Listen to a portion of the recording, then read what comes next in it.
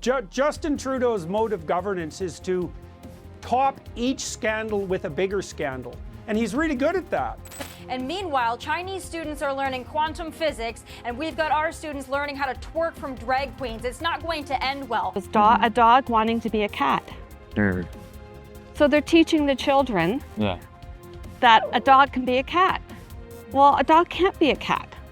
But that leads back to, I'm a little boy, I can be a little girl.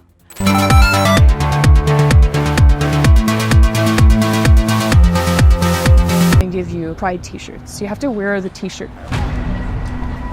Oh, and in your email signature, make sure you have your pronoun there, eh, by the way? Oh, and make sure you have the rainbow flag on your door. Justin Trudeau is offering $75,000 to federal employees to change their sex, if that's what they want.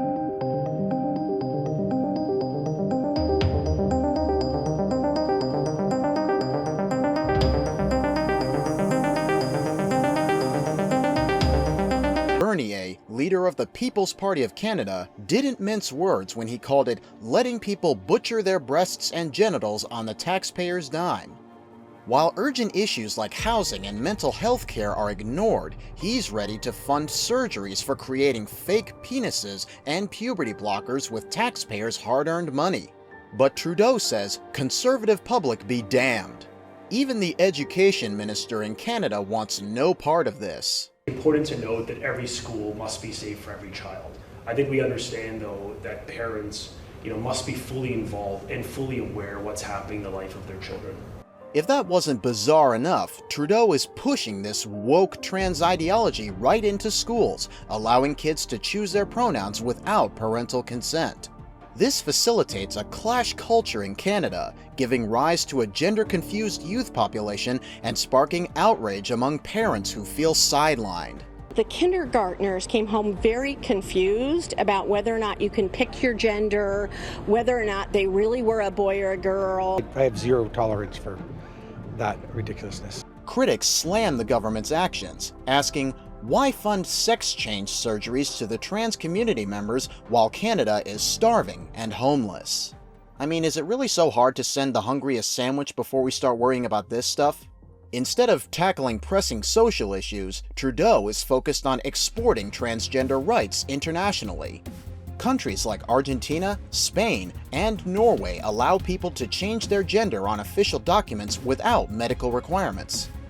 Next, they'll let you change your name to Bob just by saying it. My daughter went home crying, shaking, so afraid that she could turn into a boy. Justin Trudeau has been thrown under the bus, with politicians and the public declaring we're living in a country run by idiots and branding him the most hated prime minister. He's the worst prime minister the country's ever had. Now that might hurt the sentiment of Trudeau fans, but the hard truth is people think, we got to get rid of him. If that wasn't loud enough, consider this. A striking majority of Canadians now want Trudeau to step down and not even consider running again. There's growing pressure on Justin Trudeau to step down, even from his own party. Liberal MP Sean Casey says it's time for him to go, with many feeling he's lost touch with Canadians. In fact, 24 MPs have signed a letter calling for his resignation, showing just how divided the Liberals have become. MP Anthony Housefather called for a serious discussion about his leadership, reflecting the frustration inside the Liberals. I'm proud to announce that tomorrow, on the International Day Against Homophobia and Transphobia, we will be tabling a bill in the House of Commons to ensure the full protection of transgender people. Trudeau's government has decided to dive headfirst into the deep end of the pool by offering a whopping $75,000 to federal employees for gender affirmation surgeries, all courtesy of taxpayers. It seems like the Prime Minister, ever the champion of LGBTQ rights, has decided that funding sex change surgeries is a top priority. The policy provides federal workers, their dependents, and retirees with funding for a range of gender-affirming procedures, from puberty blockers to breast augmentations and artificial penises. The shit really hits the fan. Who would have thought sex change surgeries would become the hottest topic in Canadian health policy? I know that Justin Trudeau has butted into that The Prime Minister has no business in decisions that should rest with provinces and parents. So my message to Justin Trudeau is butt out and let provinces run schools and let parents raise kids. On one side, Trudeau is selling this as a bold move in the 2S LGBTQI+ action plan, declaring Canada a global leader in gender-affirming care. He's likely also hoping this will win him some votes in the next election. On the other side, Maxime Bernier, the leader of the People's Party of Canada, calls it a sign of a new dark age, suggesting we're headed down a rabbit hole of government-funded butchering. Ouch. And the public reaction on social media was on fire, to say the least. Netizens are blowing a gasket, with Twitter becoming a battlefield with tweets such as, in a bit of hypocrisy, Justin Trudeau proudly attends 30-day pride parades celebrating woke and trans ideologies, but blocks a simple 2-minute prayer at the Veterans Remembrance Day ceremony, a day meant to honor those who sacrificed their lives for the country.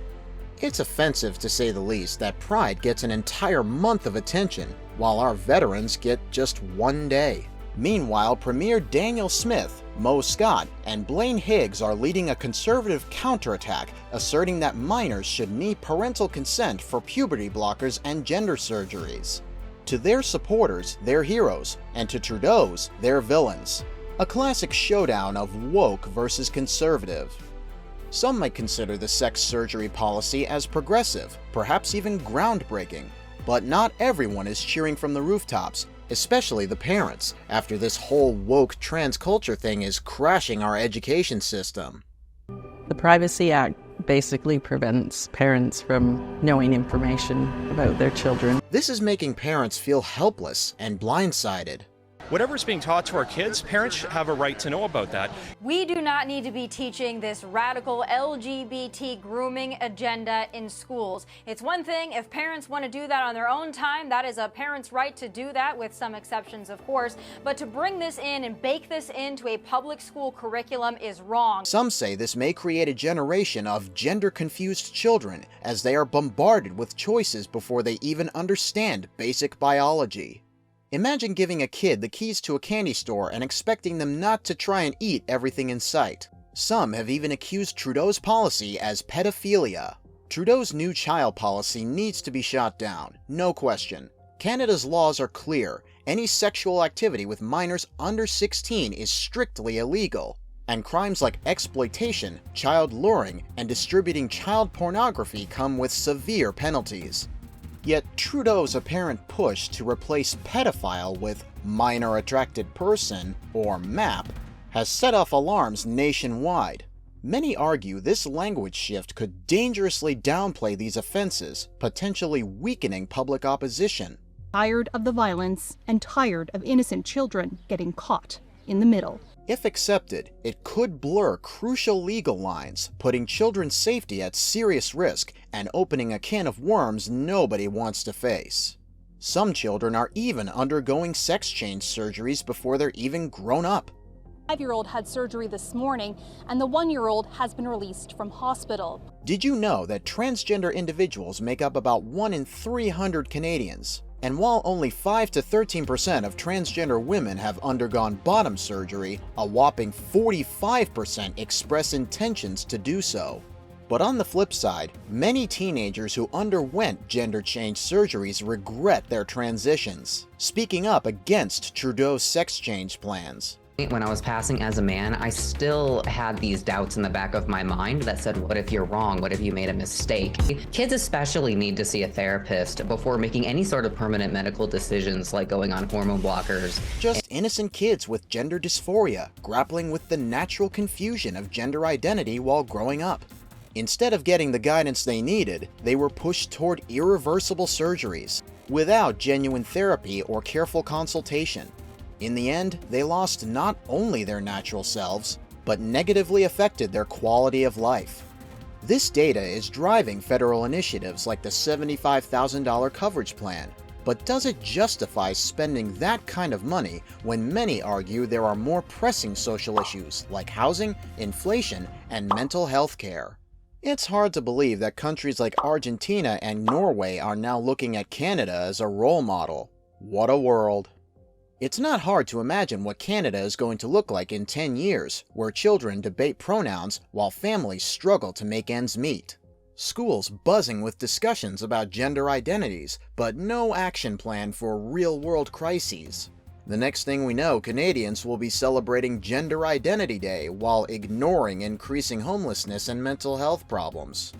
All we can say is Trudeau's $75,000 gender change policy is stirring up a pot of controversy, raising the question, what are our true priorities? Whether you're celebrating or condemning, one thing is certain, the debate over gender identity in Canada is far from over. Men don't menstruate, and I don't care how you slice it biologically, that does not happen. But we've got to pretend that they do. It simply doesn't happen. But the Trudeau government is pushing this forward, and it's not. Canada has passed a new law requiring male bathrooms in Canada to stock tampons, because evidently Trudeau got tired of having to sneak into the ladies' room. Justin Trudeau's push for gender inclusivity has hit a new level of absurdity. Men's bathrooms in Parliament are now stocked with tampons and pads, because according to him, men menstruate. The gender war in Canada has just gone up in flames. Men do not menstruate. Only women menstruate. Now, you can call yourself whatever you want. Cis men don't menstruate, but trans men do menstruate. No, Same they as don't. non-binary people. Only women. Menstruating. What do you identify yourself as? I identify as a cis girl and bisexual. How about you? Bisexual trans woman. The Trudeau government has actually mandated that menstrual products be available in male, female, and gender-neutral bathrooms across federally regulated workplaces. They even used the term menstruating employees to erase the word women. And it goes without saying, biological women are fuming, feeling like their God-given identity is being hijacked by these fools. Meanwhile, with Canadians battling an affordability crisis, what's Trudeau's agenda? To make sure men wear more man-pons. Men are feeling quite manless after discovering free menstrual products in men's bathrooms.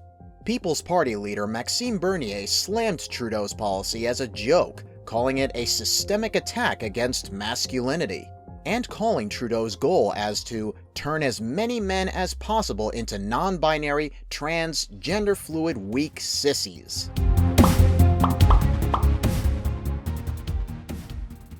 The former Conservative Senator Linda Frum tweeted, "Back in the day, only women menstruated, and we had to pay for our own products. Now, men menstruate too, so it's free for them." Social media, of course, is having a field day, with memes and outraged posts about how Trudeau wants the world to be a shitty place, by funding sex change surgeries, gender-confused children, and now having biological men, even the most macho military men, to wear nappies. How does that even make sense?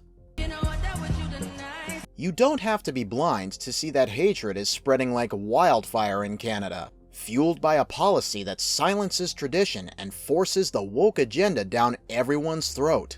The trans movement has grown into a cult, with Trudeau at the helm, pushing policies that allow minors to make life-altering decisions without parental consent, all in the name of progress.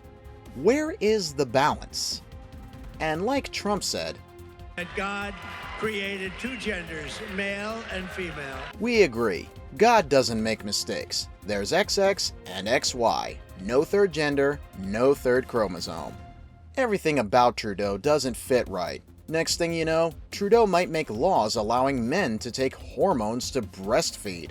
It's completely wacko. If they were real women, they wouldn't need artificial hormones.